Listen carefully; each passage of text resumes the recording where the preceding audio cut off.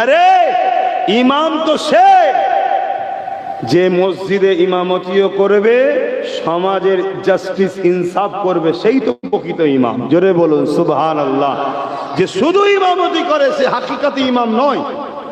ইমাম তো সে যে মসজিদে নববীতে দাঁড়িয়ে নামাজও পড়েছে, অর্ধেক পৃথিবী শাসনও করেছে, তার নাম হলো ইমাম ওমর ফারুক। জোরে বলুন সুবহানাল্লাহ। তাহলে আমাদের ইমামগুলোর তো উচিত কমসে কম গ্রামটাকে শাসন করবে, কিন্তু আমাদের ইমামকে আমরা মুসলমানেরই তো গলা টিপে ধরেছি। হ্যাঁ ইমাম সাহেব, তোমার কাছে নামাজ পড়ো আর মুরগি জবাই করো। আর আমাদের ইমাম ভাইয়েরাও আপনারা শুধু মসজিদে দাঁড়িয়ে নামাজের ফজিলত শুনিয়েছেন, রোজার ফজিলত শুনিয়েছেন, বাকিগুলো তো শোনাতে হবে যে ইমামই সবকিছু। গ্রামের গ্রামের ইমাম হলো মুখ্যমন্ত্রী ওই গ্রামের, সে যা বলবে তাই কথা। কত শুনছেন না শোনেন না, কিন্তু সেটা আমরা তো শোনাইনি। আমরা ইমাম ভাইয়েরা খারাপ নেবেন না, আমরা জানাইনি। তাহলে আমাদের ক্ষতি আমরা নিজেরাই টেনে এনেছি।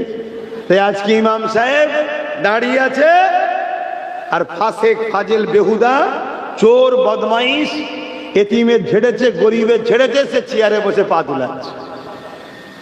সমাজে হয় না।